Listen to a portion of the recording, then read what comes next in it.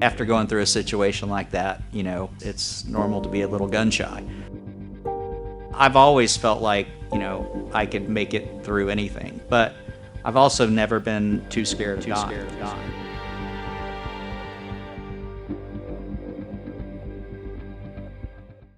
I want to tell you a story, one that might surprise most. But if you know him, then maybe it won't.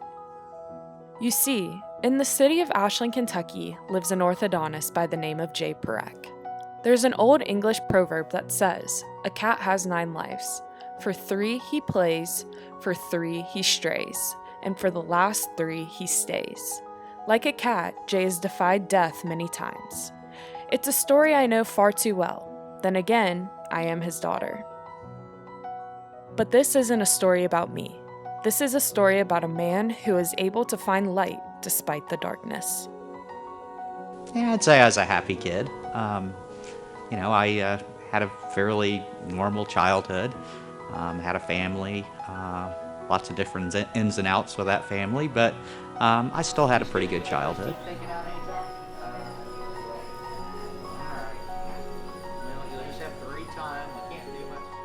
Originally, I wanted to be a pilot, and my dad convinced me that I should be a doctor instead. It wasn't until after I graduated that I decided that I wasn't going to medical school.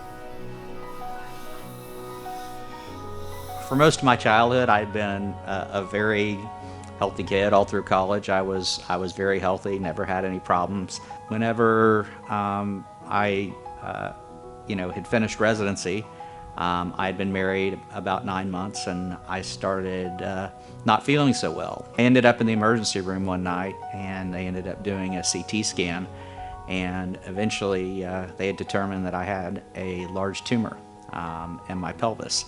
That tumor ended up being soft tissue sarcoma, and a pretty large one at that, about a 15 centimeter tumor within my pelvis.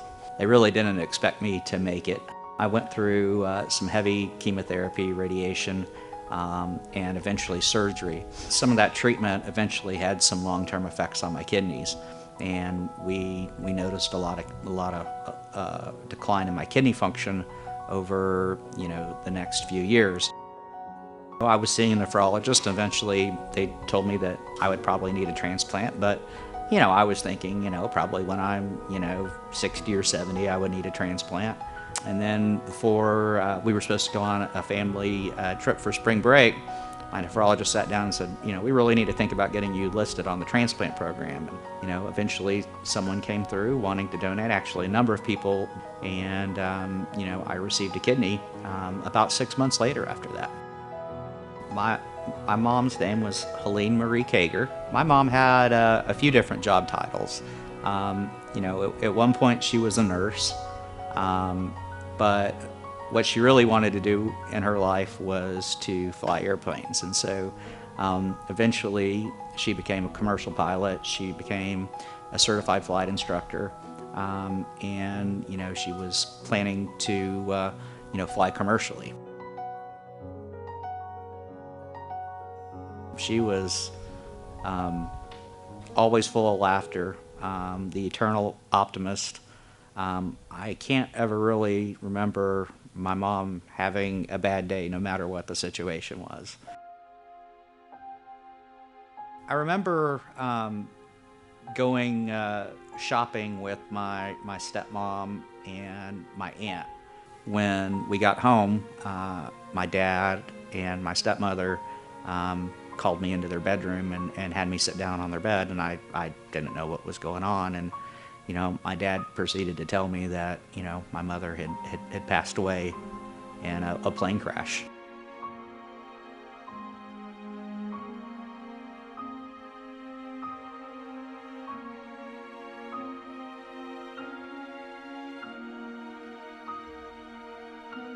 She was in training for a captain's position in a 310, which ultimately means that she would be in charge of the airplane by herself at night, flying check runs. She was training under a captain, and for some reason or another, he decided to try to loop this 310. Basically, it says, it was an in-flight breakup. Other things say that, it was improper use of controls by the pilot in command. At the bottom of the loop, the wings could not take that kind of pressure, and the airplane crashed. The wreckage was, scattered out for several miles, and certainly it appeared to be an in-flight breakup. It's something that I think about every day. I always wonder what life would it be like if my mother was still around. How would things be different? Would she still be a constant in my life? And I want to say that she would. I would say that I wanted to become a pilot in the years following my mom's death. I really never desired to be a pilot much before then. But for some reason, I started becoming interested in it just because maybe I thought that would give me a connection to my mother. I really got interested in it during the time that I was, bedridden with cancer. And I couldn't do much, so I would watch videos and read books, and aviation was one of those things that came out. And my wife Lindsay said that, "You don't think you're going to learn to fly a plane?" I said, "Yeah, I think I'm going to learn to fly a plane." She's like, "Well, they're not going to let you fly with all these medicines." And sure enough, I proved her wrong. I would say it was a reasonably normal day. Went to work and saw my patients, and then, like I do generally at the end of my work week, I usually take off and fly to our lake house at Norris Lake in Tennessee. I finished work, went out to the airport, did my pre-flight checks, had filed my flight plan, everything, took off to the lake. As I was coming in, one of the things that you do is you check the weather before you land, and they were calling relatively light winds as like 8 to 10 knots. I came in to land, and I noticed that it was a little bit bumpy, a little bit rough, but wasn't thinking much.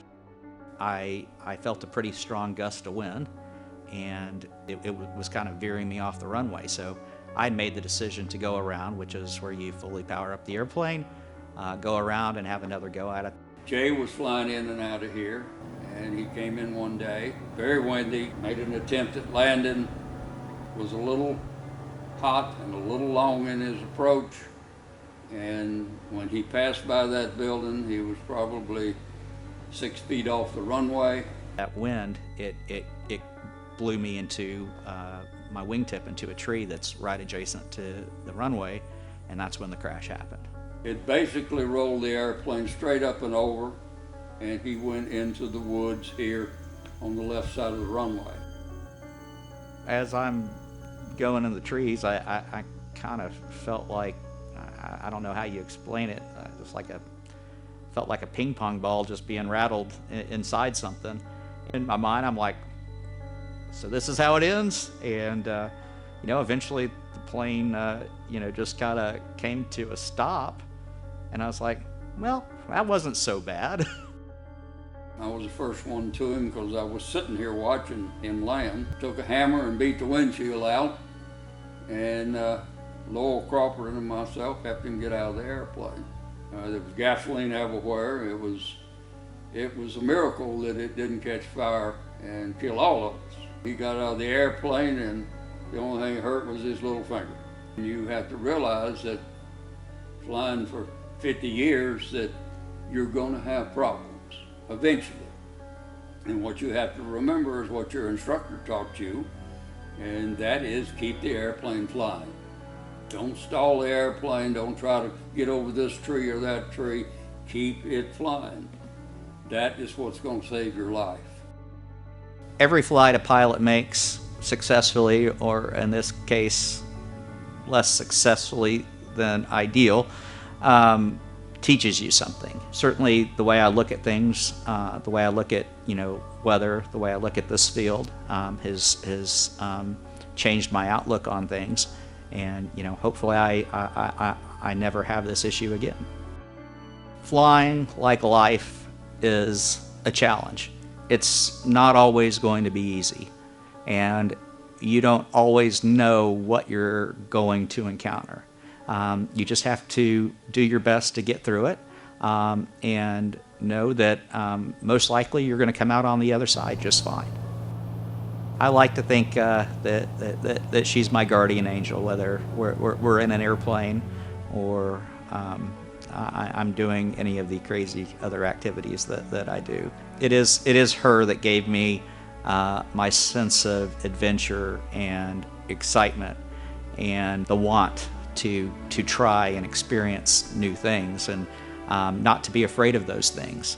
And so, I kind of always feel like she's with me in all those different things that I do.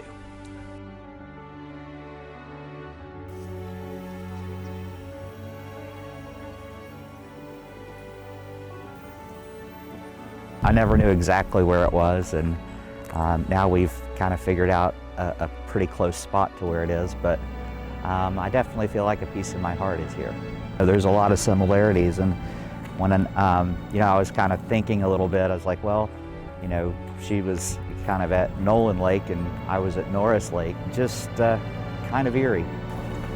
I don't know how to feel. I don't know if it's if she's looking out for me or trying to draw me closer to her. So it's a strange feeling, and it's kind of interesting where my life has taken me and all the people that I've met that have had some kind of connection to this accident.